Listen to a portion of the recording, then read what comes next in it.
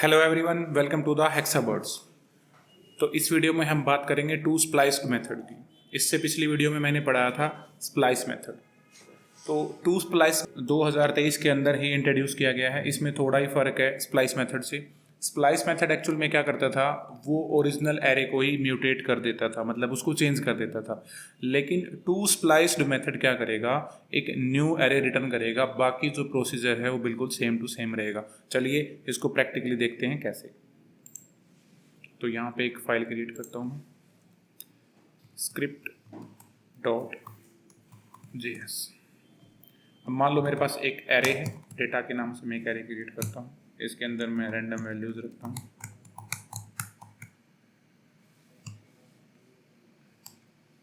ठीक है,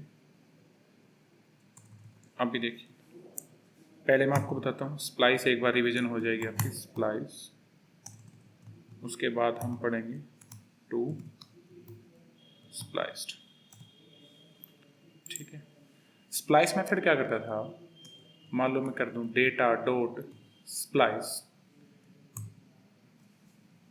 इस पे आप अगर होल्ड करोगे ना तो आपको ये दिखा देगा कि यहाँ पे आपको शुरू में स्टार्ट पॉइंट देना है, फिर डिलीट काउंट देना है, फिर आपको जो नंबर्स जो आप ऐड करना चाहते हो वो देने। तो यहाँ पे मान लो मैं चाहता हूँ कि जो 2 है वो मेरा स्टार्टिंग पॉइंट रहे। इसका मतलब है कि 2 इंडेक्स से वो स्टार्ट करेगा। अब मुझे कितने डिलीट करने हैं, मुझे मान लो 2 ही डिलीट करने हैं। और उसके बाद जो वैल्यूज़ में इंसर्ट करना चाहता हूँ, मैं 77, 88 और 99 को इंसर्ट करना चाहता हूँ। अब इस केस में क्या था, अगर मैं CLG डेटा करूँगा ना और इसको रन करके दिखाऊँ आपको, तो ये ओरिजिनल के अंदर चेंज हो जाएगा। ठीक है, अब अगर मैं कर दूँ नोड script.js, ये देखो मैंने क्या बोला है कि 2 से स्टार्ट होना, मतलब 0 1, यानी यहाँ से शुरू होगा। और कितने एलिमेंट डिलीट कर देगा, ये 2। ठीक है, ये देखो ये यहाँ से शुरू है, इसने 2 एलिमेंट यहाँ से डिलीट कर दिए, यहाँ पे वो है ही नहीं। और कितने एलिमेंट इंसर्ट करने थे, 77, 88, 99, वो तीनों एलिमेंट इसने इंसर्ट भी कर दिए। लेकिन दिक्कत क्या है, दिक्कत ये थी कि ये मेथड ओरिजिनल एरे को ही चेंज कर रहा था, इसलिए इंट्रोड्यूस किया गया है 2023 के अंदर टू स्प्लाइस्ड। ये मेथड क्या करेगा, आपको एक न्यू एरे रिटर्न करेगा instead of changing the existing array.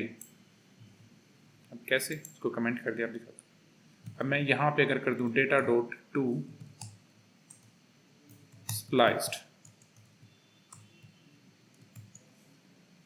वही सेम प्रोसीजर। मान लो मैं 2 से स्टार्ट करना चाहता हूँ, 3 वैल्यूज़ को डिलीट करना चाहता हूँ, और सिर्फ 999 और 888 ये 3 चीज़ें मैं इंसर्ट करना चाहता हूँ। ठीक है, अब देखो मैं CLG इसको एक नई वेरिएबल में असाइन कर लेंगे, क्योंकि ये एक एरे रिटर्न करेगा। Let new well is equal to, ठीक है, और CLG करूँगा मैं न्यू वेल को। अब अगर मैं रन करूँ तो ये देखिए, मैंने वही 2 इंडेक्स से बोला है, तो ये 2 इंडेक्स से शुरू कर दिया इसने। कितने एलिमेंट को डिलीट किया, 3 को डिलीट कर दिया है, इन तीनों को डिलीट कर दिया है। ठीक है, उसके बाद इन तीनों की जगह पे 999 और 888 को क्या कर दिया है, इंसर्ट कर दिया। उसके बाद बाकी की स्ट्रिंग एरे थी वो एज इट इज आ गई। अब इस केस में ये वैल्यू न्यू वेल के अंदर आई है। ठीक है, अगर मैं डेटा को यहाँ पे कंसोल करके देखूँ तो देखना डेटा मेरा सेम मिलेगा। ये जो मेरी ओरिजिनल एरे है इसमें कोई भी चेंज नहीं हुआ है। तो स्प्लाइस और टू स्प्लाइस्ड में इतना ही फर्क है। स्प्लाइस क्या करता है, ओरिजिनल एरे को म्यूटेट कर देता है, और जो टू स्प्लाइस्ड मेथड है वो आपको ओरिजिनल एरे चेंज नहीं करने देता, बल्कि एक नया एरे आपको रिटर्न में देता है। Thank you.